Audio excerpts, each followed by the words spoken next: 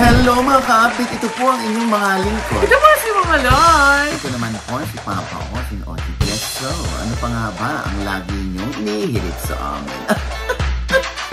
Ay! Chika mo na! Dali! Kamusta ang jet lag natin? O, syempre, hindi pa. At least mga 5 oras na ako nakakatulog. Yes! Pero syempre, sa success ng world premiere na How to Get Away from My Toxic Family na ginanap sa Lumiere Theater dyan sa Beverly Hills. Ay, Diyos ko po. Sobrang overwhelming ang response ng mga kababayan natin dito sa Amerika. Nakakatuwa na kasi proud din sila na may Filipino movie na ganun. Yes. Diba, no? Oo, na talagang relate sila. Tapos yung nagre-react sila, no? Yes! Napansin mo, yung tahimik na nanonood, tapos nagre-react sila. At saka, di ba binabantayan mo kami mga nagse-cellphone? Wala. Ay, nakakatuwa. Nakatutok talaga sila. Makita mo talaga engaged sila kasi tumatawa sila. Oh, napapaganon sila. Yung reaction talaga nila as a whole, di ba? Tapos pag merong medyo awkward na ginawa yung isang cast sa pelikula, oh my God. Parang napapitlag sila eh. Yes. But anyway... How do you feel? I feel. Wow! Anyway. Naisilang na, di ba? Nakita na ng mundo ang Nakakatuwa. Kaya, Diyos ko, congratulations sa iyo. Sandra Maruto. Yes.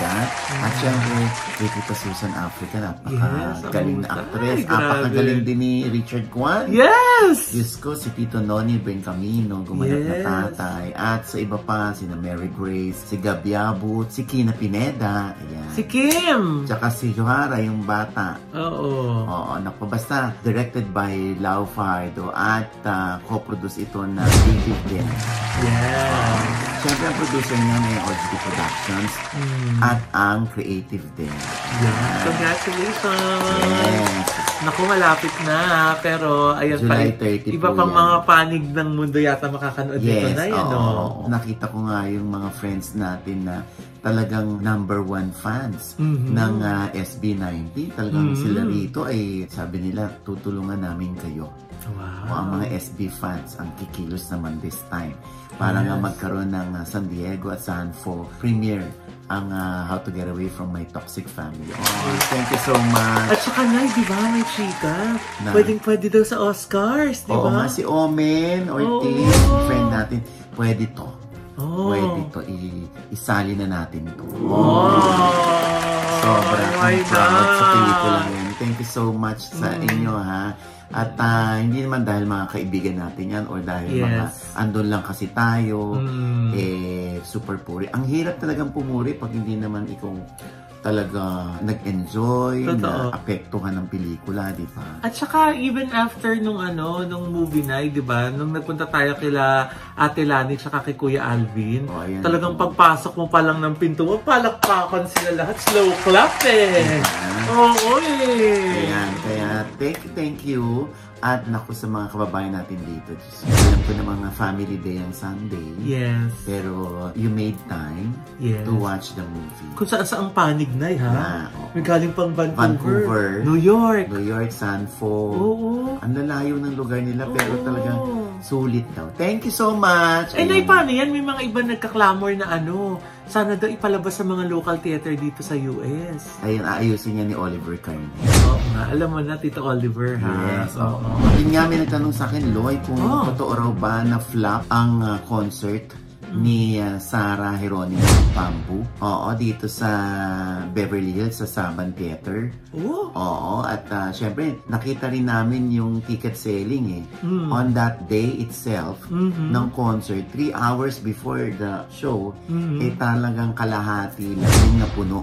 Doon sa online. Ticket selling, no? Pero, may nagpakita sa atin ng video kung saan sabi niya ay, puno naman. Lahat ba yan ay sold tickets? O yung iba complete? Hindi naman natin alam yan. Ang usapan ay kung napuno. Oo, puno nga. Nakita natin eh. Oo. At saka na iba ka din, di ba? May mga iba na merong hawak na physical ticket na yun ang binibenta.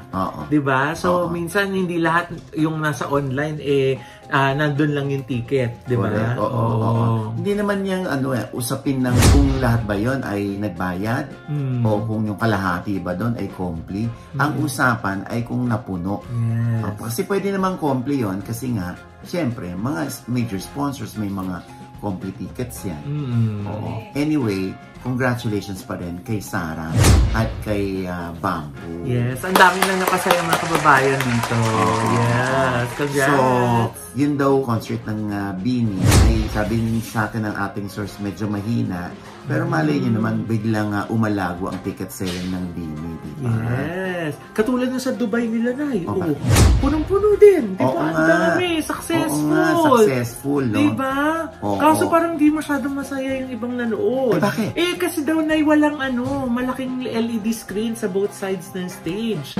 Kaya yung mga malalayo yung ticket doon sa stage, parang hindi na nila napanood ng maayos. Kailangan doon nilang i-zoom yung mga camera nila para lang makita. Ang dami pa namang nanood ng mga bata. Correct. Mga binit-bit nila. Oo, talagang sinuzoom na lang ang camera para mas makita ng mga maliliit nilang anak. Yung mga itsura ng BINI, no? At mukha na raw mall show. Wala man lang stage design. Oo, parang ang mahal daw ng tickets, 900, tapos may 700. Oo. Parang in peso, may parang 15,000, 12,000, 7,000, parang pag kinonvert na sa peso. Meron nga na isang nag-comment. Eto, sabi ni Tin Castillon. The BINI girls were incredible. Vocals, dancing, stage presence, pure talent and heart on stage. The technical and production were poor. There was only AVP and short music video throughout the entire concert. No LED screens on both sides or live cam on stage. No front act. No solo or duet prod like in PH or Canada. Stage was so plain and dry. Kids in the crowd couldn't even see them properly. Premium pricing, premium expectations. Yun, sabi na.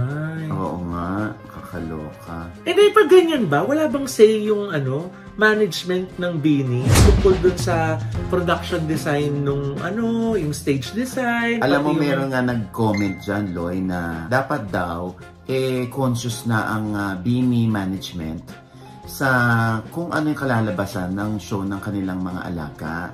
Para daw hindi nagre-reflect ito sa mga bata. Parang racket na lang ba ito? Dapat daw lagyan ng design, lagyan ng puso. Diba? Talagang bigyan daw ng pagpapahalaga, bigyan ng atensyon ang mga manonood.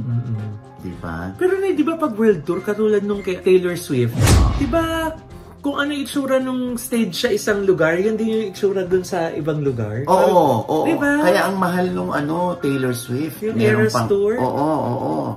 Talaga diba biglang dumadive siya sa stage. Dumadive pa siya, diba? Si Taylor Swift. So, yun na nga. Ang BINI ay talagang medyo disappointed ang mga Blooms. Yung mga fans nila. Kasi parang, yun lang ba yun? Para kaming nanood ng mall show. BINI. Sana ma-address yan, Nay. Kasi di ba ilang pa yung mga pupuntahan nila. Nako-compare tuloy dun sa, ba't ang ganda dun sa Philippines? Ba't ang ganda sa Canada? Ba't dito sa amin hindi? Oo. Nako ha. Kasi baka yun din ang isipin nila pagdating sa US tour nila. Ayun nga. Na pupuki-pukihin lang yung stage design, di ba? Yun lang. Kaya next time maging conscious ng Star Magic siguro, no? Na dapat inaalam nila ano bang ayos ng stage. Alam mo, minsan yung mga ganyan parang wala na lang choice. Akala ng grupo ng BINI ang madadagnan nila ay bonggang-bonggang stage design. Ang ending pala, ganun, parang wala na kaming choice. Andito na to, di perform na lang. Hindi sila pwede mag-back out.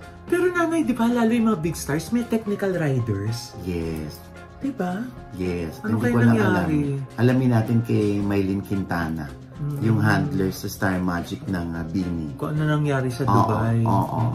Buti pa itong kay Vice Ganda na nung ko nga lang nalaman na mayroon palang concert itong si Lady Gaga sa Singapore. Diba? Kaya si Vice Ganda, kung naaalala mo, diba nag-usap tayo sa birthday ni Tita ko na mag-advance taping siya dahil nga siya ay manonood ng Lady Gaga. Yes. Kaya naman binihisan talaga ni Vice ang pagpunta sa Lady Gaga concert sa Singapore. Yes. Ayan, kitang-kita, oh.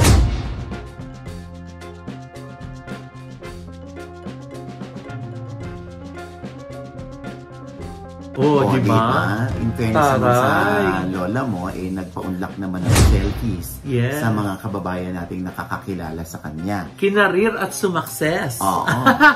Hindi, sumakses itong si Lady Gagita. Ay, oo! Naka-chick to chick niya si Lady Gaga. Ito, tignan mo na yung panoorin mo.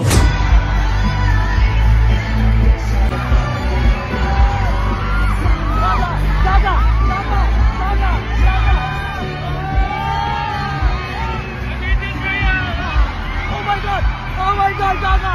I love you so much! I love you! I love you so much!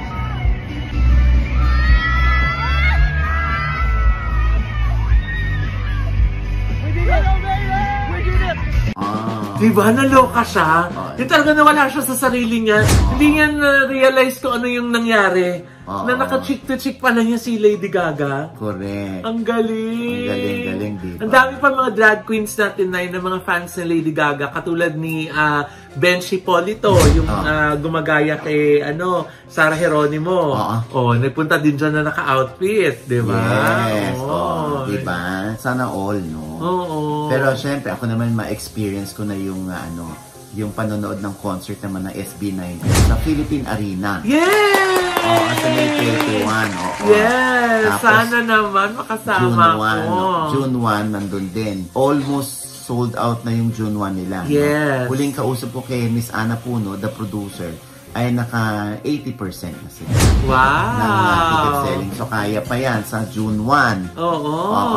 Yung mga 18. Yeah! Dora Bells na kayo dyan. Naku, sana naman yung pag-world tour nila na ma-lesson learned yung sa nangyari sa Dubai sa Bini, no?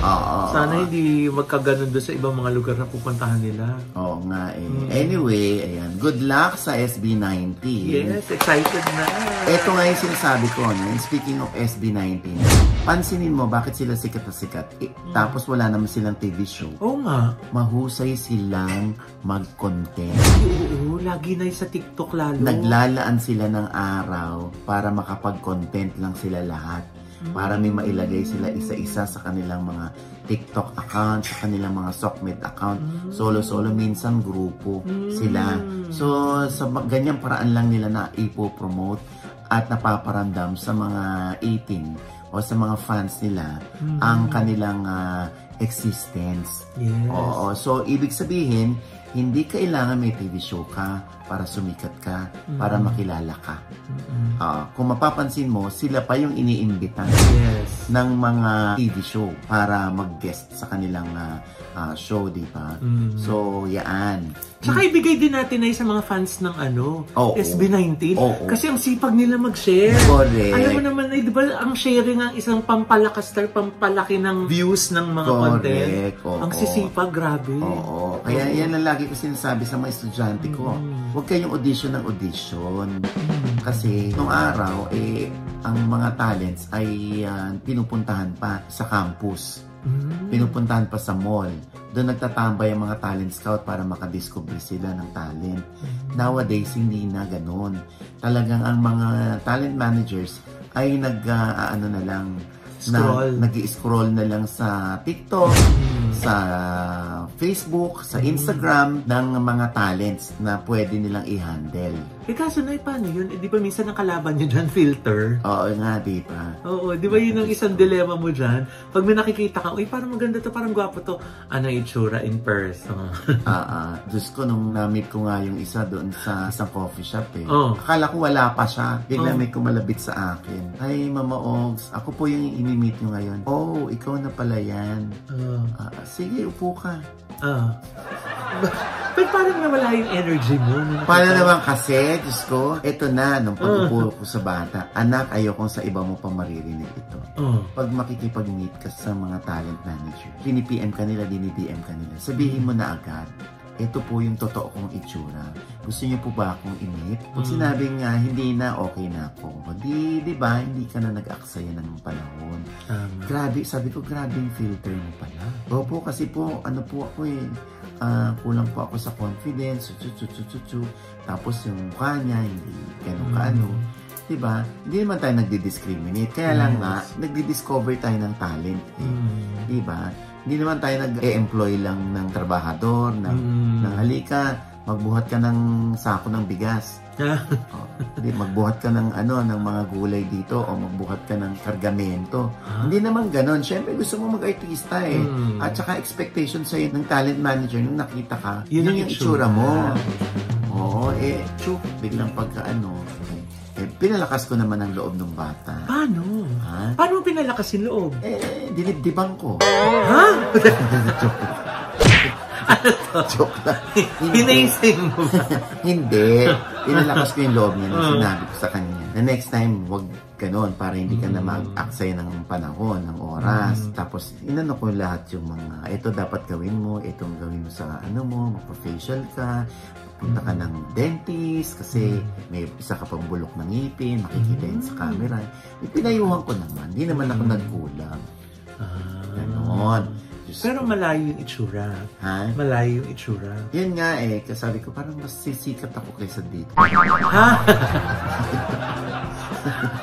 Hindi, minsan mga ganyan, alam mo, hindi na may lalapit pa sa'yo. Oh, thank you po. Kasi ni-reject niyo ako. Bakit? Kasi po successful na po akong engineer. May mga ganyan, diba? Imagine niyo po kung ako po ay nag-trying hard pa rin, nagbakasakalit, nakanganga, naghihintay kung may project o wala. Diba? Hindi ko ma-achieve to. Ngayon may sarili na akong construction firm. Yung gano'n, di ba nakakaaliw? Ibig sabihin, yung rejection is God's redirection. Yes. Tama. Nakasulat yan sa talata 24 ng versikulo 3. Ito na yung basa. Basa. Ito nga na yun, nasusulat. Basa. Anong versikulo 3 ba yan? Yes, 9. Sa susunod, huwag mag-e-expect ng too much. Ikaw tuloy ang nadidisappoint. Napapagastos ka pa ng kape at croissant.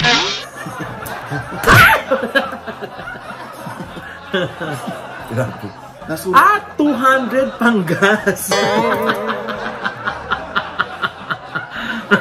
Pang gas at pang joyride. Diba? Anyway, basta yan, mga mga encounters nyo na talagang baon mo yan alaala mo yan. At saka hindi, kailangan pag alis ng bata, hindi mabigat ang loob niya. Yes. Kailangan pag-aanin mo yung loob niya para yung hindi pa rin siya mawalan ng pag-asa. Dahil lang, sabi nga nila, di ba, habang may buhay may pag-asa. Pagsubok. Sa bawat pagsubok na ating nararanasan, diyan mo mapapatunayan na habang may buhay ay may subok, pagkakataon na maibigay sa iyo yan ng mga talent managers. Dahil tayo nga ay naniniwala na habang may buhay ay may pagkakataon. Hindi. Pag-ibig. Oo, dahil syempre, pag mahal mo yung sarili mo, ayun, doon lumalabas yung pag-ibig mo sa sarili mo. Diba? Dahil sabi nga nila, habang may buhay may ibig! Pag-asa. Bumalik ka sa pag-asa. Oo, dahil hindi tayo matatapos. Pero gaya ng lagi mo sinasabi na ang kasikatan, destiny yan. Diba? Sino mag-aakala na ang SB19, ang Bini, diba? Sisikat ng ganyang kalaki, hindi, diba? Siyempre, hindi lang destiny yan. Kasi kung iaasa mo sa kapalaran ng future mo, wala, dapat kumilos ka. Yes. Dapat ayusin mo kung ano yung dapat na ayusin sa sarili mo, diba? Para mas mabilis yung proseso ng pag-asenso, ng pag-discover sa'yo. Dahil habang may buhay, may asa! Pagtatapos. Ayan. Tapos na. Ayan. At ito pa, Loy. Ano na? Si Donita nakausap natin. Oo. Anong sabi? Naku, Diyos ko. Siyempre, dahil best friend niya si Rufa Gutierrez, di ba? Di tinanong ko siya tungkol sa kay Rufa Gutierrez at sa jowa nitong si Herbert Bautista. Anong masasabi niya? Eto. Kumusta ka na, Donita? Mabeauty, mabeauty. Nag-hard launch na si Rufa, si Herbert. Sabi ko, biniro ko siya. Sabi ko, oh, so it's official na. Sabi ko sa kanya. Tapos sabi niya, girl, matagal ng official. Hindi lang ako nagpo-post masyado. So sabi ko, okay. Okay. Oh, ayan. Meron ka bang bilin kay Rufa ngayong may love life siya? Well, I hope na magkatuluyan sila, you know. Alam ko si Rufa meron siyang mga... Magkatuluyan as in makasal? Oo, sana, balang araw. Kasi meron din siyang mga phobia sa nangyari noon. So, takot yan ikasal eh. Pero, sana ito na talaga. Diba? Yan yung gusto natin para sa kanya. Happily ever after. Kasi wala naman perfect na relationship. Correct. Anong bilin mo kay Herbert? Herbert, alagaan mo yung best friend ko. At I'm so proud of Rufa kasi nakatapos siya ng pag-aaral niya at saka meron na siyang mga additional education because of Herbert. Siyang nag-push sa kanya. Kaya siguro na in love si Rufa ng gusto kasi he was the only man that really encouraged her to pursue education. Thank you! Ayan, ako Diyos ko, grabe ang feeling ni Donita. Yes! Oo, Diyos ko. Napakaganda pa rin. Wala. Hindi na nga rin siya magkakaanak. 50 na ako, ba't ba ako magkakaanak? So, isa lang anak niya. Oo, ayan ha. At si Donita ay enjoy dito sa America. Yes. At si Donita ay gustong-gusto makasama sa susunod mong pelikula. Kailan daw siya mag-audition? Diba? Si Donita ay matagal ko ng anak-anakan during That's Entertainment. Ang kachika ko dyan ay yung mami niya na ang tawag ko ay Mami Cavet. Bakit? Cavet siya, Cavet. C-A-V-E-T. Cavet. Ayan ha. And with that, mga kaibigan, ito po ang inyong mga lingkod. Ito po si Mama Loy, mga nanonood po sa amin ng namin subscriber. Please subscribe now na click lang po yung subscribe button na nandiyan sa ibaba. At kung naibigan po yung mga episode na kayo komento sa lahat ng aming chika, comment below, click the like button, huwag kalimutan i-click ang notification bell. Dahil pag kinlik niya kayong una-una manonotify na meron kaming latest update. At syempre pang kanya-kanya naming channel. Yes, sana manood at mag-subscribe po kayo sa channel ko. That's Mama Loy, M-A-M-A-L-O-I. At maraming salamat po sa mga nagkagusto ng bago namin gawa na condo unit na nakapost dyan ngayon. Thank you po. At kung nice po magpagawa ng inyong condo unit, sana po bisitahin niyo po ang aming pong SOCMED accounts sa La Vida Creatives. Thank you so much, Nail Cocktails and Anytime Fitness dyan po sa Hemadi Square Branch. Thank you po. Ayan, syempre pa, walang ka-makeup ang lola nyo. Yes. Oh, ha? And diba? Skin, beauty, and wellness. Yes. Diba? Kung ano man yung pinagagawa ko sa mukha ko, alamin nyo na lang dyan. Basta maganda sila gumawa. Yes, kita nyo naman. Talagang ilong na lang ang... Ay, gumagawa din sila niyan! Yun, natatakot ako kasi gusto nila bawasan yung butas sa ilong ko. Wala pa naman ako nakikita ng tao na isa lang ang butas sa ilong. Di ba gusto mo padagdagan? Joke lang. Ayan ni Doc Rhea Trinidad. Yes! Ang ating resident doctor.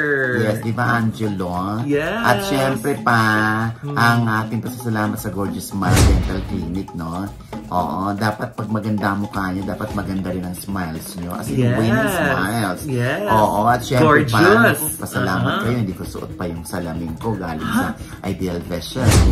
Doc Jessica T. At hindi lang na yung mga prescription glasses, pati mga shades, mga sunglasses, ang dami po dyan. Lahat ng brands available. Yes, At syempre, gusto kong pasalamatan yung nagbigay sa akin ng barong dito sa US. Yes!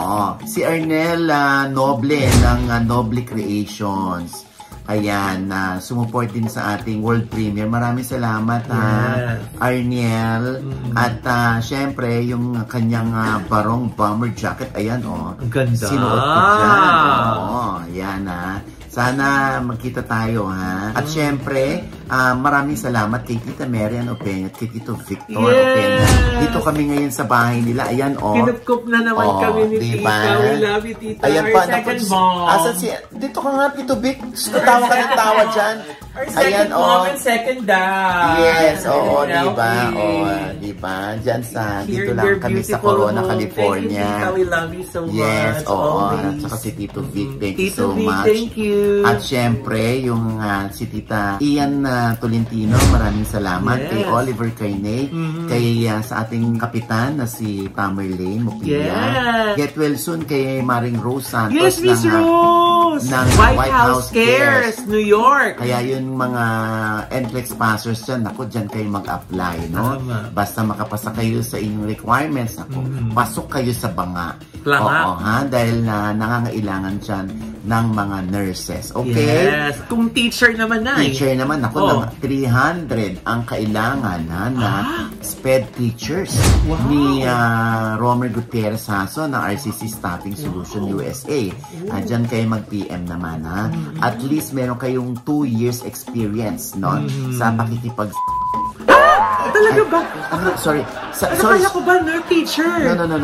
Sa pakikipagtuturo. Pagtuturo. Sa mga estudyante, nawala ako. Sa pagtuturo. Yes. Sorry, SPED teachers pala. Pasensya na, wala, kulang kami sa tulog. Oo. Ng SPED. SPED, mga SPED teachers, ha. Ayan, ha. Kaya thank you. At syempre si Lani Rivera, si Alvin Layugan, mga friends natin na nagpakain, nagpa-sponsor ng ating merienda hanggang gabi na, hapunan. Thank you so much. After party natin. Si Kina Rama, si Ingrid Rama, mga friends natin, maraming salamat. Yes. Ha? At syempre pa, ito pa rin po ang inyong lingkod, Tia Deli. Ha? Papauka. Sorry. Wala na yun. Grabe talaga yung jet lag mo, sorry.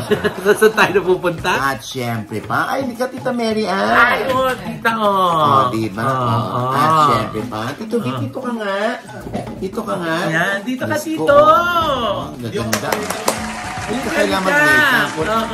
At syempre pa, ito pa rin po ang inyong lingkod, Papa Wasin Oji Diaz, na laging nagsasabi, nagpapaalala sa inyo na sa tuwing gigising po tayo, ha?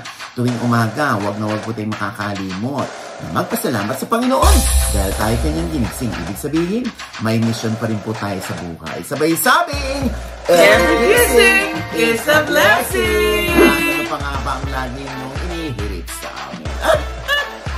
Ay! Chika mo na! Dali! Patingin nga alahas mo. Ang dami, grabe! Grabe, talaga, grabe. Tita, ibahala ka. Kumakain ng diamonds yan. Dito kila tita, every gising is a kain. Wala kami ginawa kundi kumain na kumain. Kaya masarap magluto kasi ni Tita Mary Ann, no? Grabe. Talagang gusto niyang pabulaanan na binibili lang niya yung mga pagkain. No! Oo, talagang pinakita niya sa akin kanina na siya nagluluto ng macaroni salad Ang at ng laoya. Oo. In fairness, naniwala naman ako. Pansamantala. Ha? Bakit? Hindi, joke. Kulang pang proof. Si Tita Mary, apakasarap We magluto. love you, tita, so much.